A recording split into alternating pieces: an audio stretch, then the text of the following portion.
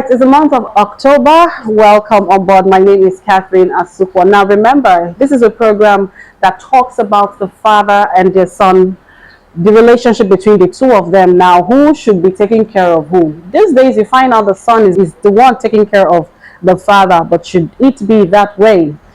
Join me in welcoming one of our great father. If you know how I suffered to catch this big fish. Anyway, I'll tell you that story much later. With me is Mr. Maurice, foreman. You're welcome to the show. Yes, thank you very much for having me. Okay, I'm so sorry that we had to take out this beautiful time to speak with you today. But first, let's meet you. Who is Mr. Maurice Foreman? Okay, my name is Maurice Foreman Okon. Okon is my surname. I schooled in Nigerian Navy Primary School. From there, I went to Police Secondary School. From Police Secondary School, I went to the University of Technology, Mina. I studied surveying and geoinformatics. I came out, I got licensed. Outside my surveying profession, I have a flair for media, storytelling. So I've done documentaries. You all know Made Studio. We are good at capturing memorable moments. So basically, this is me. I think I'm the second of 4 kids. We are 3 boys, 1 girl. My dad, my mom. My dad is into Farm John Okon. My mom is barrister Mrs. Millionette Okon. Wonderful people. That name sounds very familiar. Yes, it does. Very familiar. I think I know her. Okay. Share with us your experience while growing up as a child. I grew up in a loving family, good practical experience. My little consciousness, when I became conscious as a child, when I started keeping memories, I had observed that my parents were really hardworking. They made sure that they took care of us no matter the difficult circumstances. I think if you look at the history of Nigeria, it has a reflection in my family. For instance, I remember when my dad was commissioner, and I think 84, 85, if I'm not mistaken, and Buhari took over government, and you know that government was sacked. You understand? And after Buhari government, I think IBB took over. And I think after my dad was commissioned, I had to come back to the service again to serve. So you could look at the economic hardship that followed with the devaluation of our currency during the structural adjustment program. Those economic realities are things that you quote in economics, but to an average Nigerian family, that policy had its impact. You understand? For my parents, they made sure that we ate, we went to school, tried to put us in the best school. I remember my dad telling us that the importance of education, and apart from trying to train us, he also extended that goodwill to his brother's children, everybody that came around my father. My father always wanted to ensure that they went to school because education for him was a route to escape poverty. So I like that. Education is a route to escape poverty. Okay, while we're trying to escape poverty now, you have escaped poverty because you went to the best school, and your father could afford it at that time. Now, you finished school, went through all the tosses of life and all of that. Share with us your marital experience. Now, when was it that time you thought it wise to say, okay, I am man enough and I need to settle down and start having my own family? I think for me, I think preparation was key. It wasn't just about the age. I think by 28, I was ready to get married, but it didn't happen. I got married when I was 32. But I think I got married to the right person. I got married to my friend, someone who I could talk to, who supported me, numerous times. I usually tell her at that time when we were cutting was, during my birthday, she buy me gifts, surprise me and stuff. I'm like, man, you're like the only person who I dated who has really taken my birthday seriously. So this was the sign. But for me, I think preparation was key. I had to be mental and ready mentally, psychologically, spiritually, emotionally. These things for me were things I had to be ready. How do you manage your family when you're under pressure, especially financial pressure, which is one of the drivers that break family. So I had to learn how to manage that as a single person before I thought of applying it to my wife and by extension my child. So for me, I think being married to her has been a wonderful experience. It's not been all roses. We've had our challenges, but we've always looked for a way to resolve our challenges. And sometimes you have to learn how to learn when to leave an argument.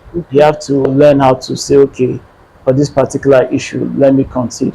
Some conversations can be picked up when the atmosphere is more relaxed, when the setting. So it's about knowing your personalities and knowing what works. Every conversation does not end when it started. Some things can be postponed, some things can be dealt with, but it's important to trash out every outstanding issue so that it doesn't become a reference point for a new argument. Do you understand? So it's tricky. So that's basically it. We have a practical relationship.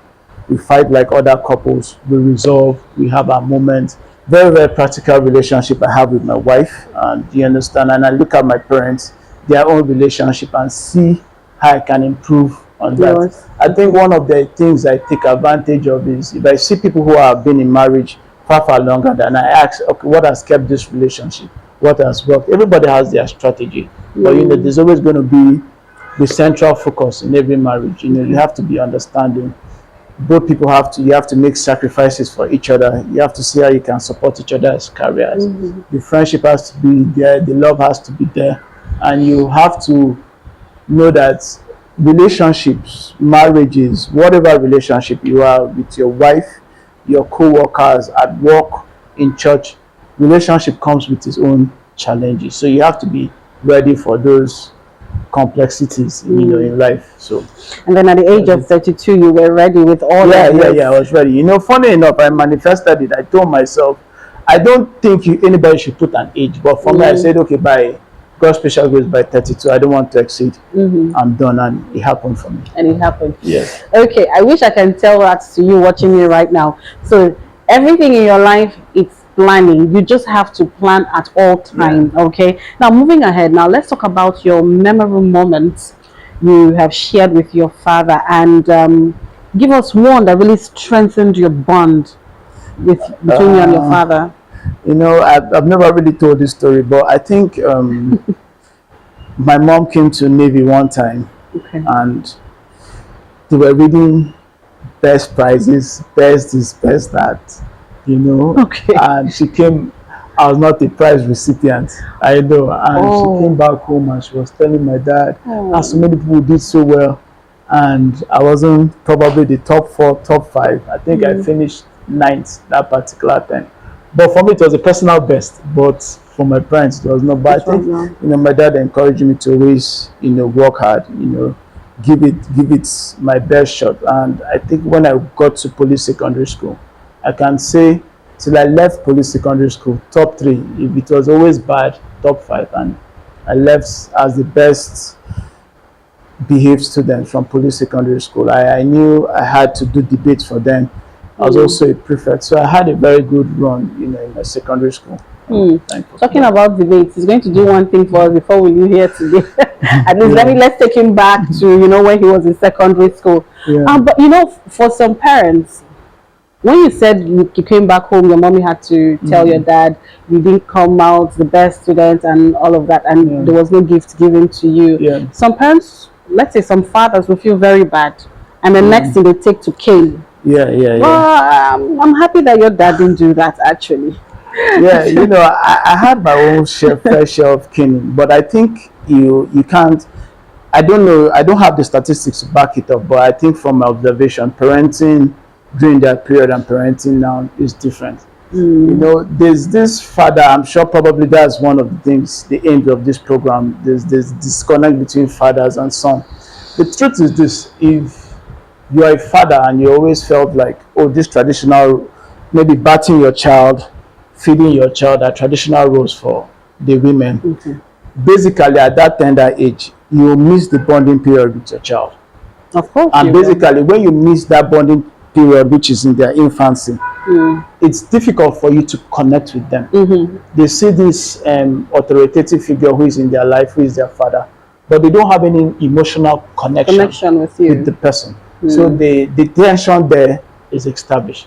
And it gets worse when you resort to beating in order to establish your authority or to maintain the discipline. You understand? And if you keep on towing that line, what happens is that the child get used to the beatings, do you understand, and form their own thoughts. Mm. You understand? Probably this kind of behavior over a sustained period of time, they start adopting other father figures outside their family. Probably it can be a gang member, it can be a friend who is not on the right track. They just want to have that person who will give them direction. Do you understand? And what the person just needs to do is to maybe show them small love or have a common interest, do you understand, to lure them out. So these things are foundational issues. You understand? Probably when you say, oh, let the woman's role is to take care of the child, and you detach. I think it is the greatest disservice you can do, in your upbringing of your child. You're sounding like your daddy actually, helped your mommy back you when you were much younger. Yeah, sure, he did. Okay, now talking about foundation, as a child and a son, what is that significant thing you've learned from your father? I think it's, for me, from my father, it's about keeping the family together, grounded. Do you understand what I learned? Try to have a career for yourself. These are just central themes I learned from my dad. Make sure the family is together. I thank God. We have a nuclear family, so it's not a polygamous home. We don't have that. Not to say that people who are in polygamous families don't have good experience. So for me, I think a standard has been set, a foundation has been laid. It might not be as the most perfect foundation, but it's something I can build onto and hope that my own kids will take it to the next level. So that's just it. Now, talking about the children, you're now married, you have a child. Yeah. How do you strike a balance between you as a father and a mentor to your child? Because these are two different things. I think I tell myself every day, if I come to work, I want to win. Even though it's a bad day, I have this mentality of going home with them as a winner. Then I've learned that you keep your challenges in the office, maybe in front of your door. Then when you enter your house, you close it so that you can connect with your family. Okay. So for me, I'm somebody who aspires to learn so much. I just finished my MSc in economics. Looking forward to the PhD program. I'm into business, not just made multimedia. I do construction. I do a whole lot of stuff in order to make sure that I diversify my income. You understand, and I can be a father that my child can look up to and be proud of. So tell me, you've actually changed her diaper several times. As in, I'm good. I can do that with my eyes closed. Okay. All right. What will be your view about the father-son relationship? But before I would like you to answer that question, let's go for a quick break and then we'll be right back.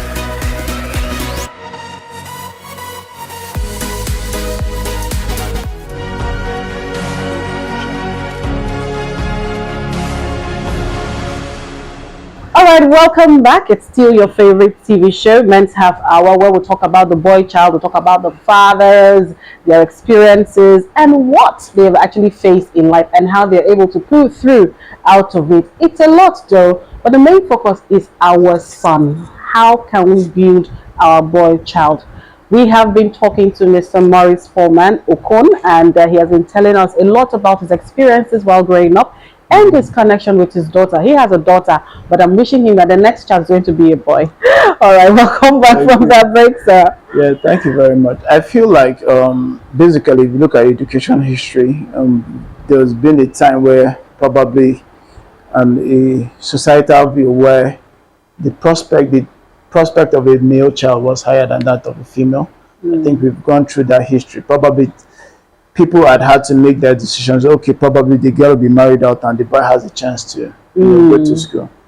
And that had gone on for a while. And now we have the reverse is the case where there's emphasis on the girl child.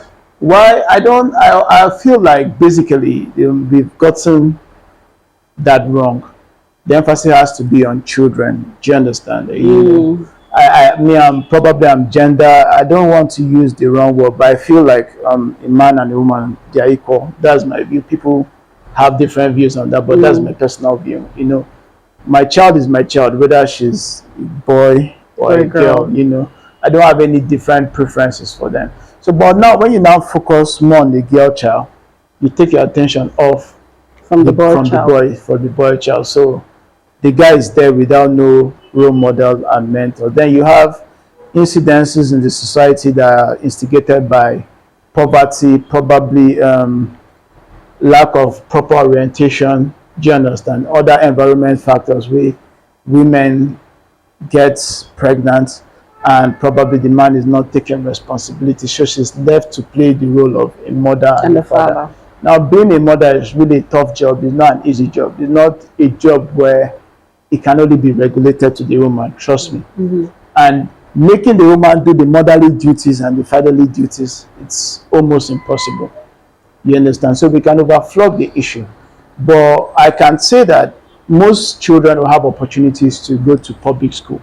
So probably the Ministry of Education, NGOs, concerned parents have to have a program. Probably it could be Father's Week or Father's Month, where you have fathers volunteer to teach boys, to teach kids, not just the boys, the right values. Do you understand? There should be that kind of flexibility. Then we have to think outside the box.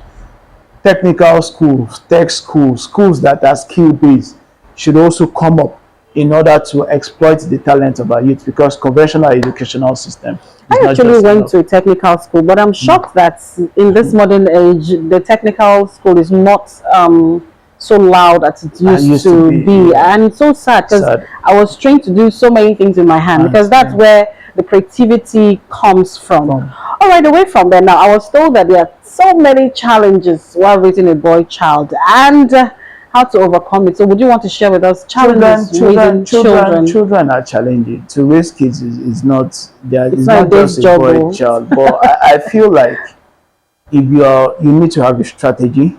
Listen, like I said, you miss that tender age where you're supposed to bond with them emotionally. If you miss that, you have to look for a way to reconnect. Do you understand? When kids are like 0 to 5, they are more conscious, they can talk, they can make sentences. So you just have to be a guidance.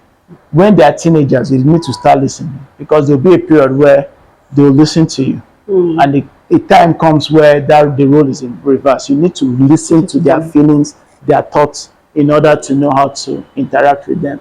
Now, talking on preparation, like how to prepare kids. What are those steps? What are those things you as a father, you need to do to ensure that we'll give our boy child the proper training for me, and to be a responsible father? Because it's from the boy child you grow up to be a father, right? Yeah. And we want a responsible father in our society. I think kids copy what you do, not what you say. Exactly. So if you want certain values to be in your kids, they need to see you exhibit those values. That's just the guideline. There's no shortcut to it. If you want them to be hardworking, you need to put them the hours. You want them to be gentle with women, They have to see you how they have to see you talk to their mom that way. You want them to be loving as fathers, as husbands. You need to show them that love, and they need to see you express that love to their mother. So if they don't see these things, they don't have ideas about them. If they see the negative, they execute the negative. All right. It brings me almost to the end of today's program. But first, if you are given a chance to change something in Nigeria, what would that be? Just one thing. Listen. If there's an opportunity to fix anything about Nigeria, is to raise quality leaders in all sectors. Quality leaders. Why? If you get the leadership right, everything will fall in place. Okay, I think initially I wanted to say power, which is this. No, it's leadership. Once you have visionary leadership, it's reflected in society. It takes care of everything. Okay, so quality leaders it is for you. Now, on a lighter mode, what kind of food do you eat as a man? No, I you swallow. I like swallow. I love my swallow. Okay, I said it. Men like swallow. So but funny enough, my best food is jollof rice and probably chicken or fish. That's my best food. But I love my swallow. Okay, so what kind of music do you listen to? Oh, hip hop. Nas is my favorite artist. Any day, anytime. I love to. So you dance then? A little bit. I'm a very shy dancer. Okay, colleagues, I'm sure you have a song because we want somebody's going to dance for us before we leave this place today. All right. Talk to us about your embarrassing moments. Oh, okay. I was in police secondary school. Just one. No, I won't forget that one. It strikes. Okay. And we had this mopo uniform I paid for it. The school authority had not supplied me, so I was wearing my day. One day there was a drive. If you're not wearing your mopo, they pulled my trouser. I had to run with shorts to the hostel. Oh, embarrassing moment. How old were you then? I think 16, 15. I think about that. I can imagine. I can imagine. I'm so sorry. And your best moments? I think my best moment was when I got married. I think. I think people who came for the TM saw that energy. So. The energy it is. Lastly, what will be your advice to the young men out there? Oh man, don't be under and don't be in a rush. To the fathers who have neglected their duties. I say for the young men, I know everybody says get married. Please don't be in a hurry to get married. Make sure you find the right partner. Make sure you're prepared for marriage. Seek mentors before you get into it. It's a very complicated union. You have to be prepared for its ups and downs. That's what I'll say. I'll say for fathers, try and reconnect with your child. It's never too late to have the relationship. No matter what the damage has been done, try and reconnect to your children. Thank you so much, Mr. Foreman, for coming to the program. I'm sure you enjoyed yourself. Yes, I did. In as much as he was actually in a hurry. But see, that dance, we're still having the dance before you go anywhere. All right, this is the much we can take on the program Men's Half Hour Show. I'm sure you've learned one or two things coming from Mr.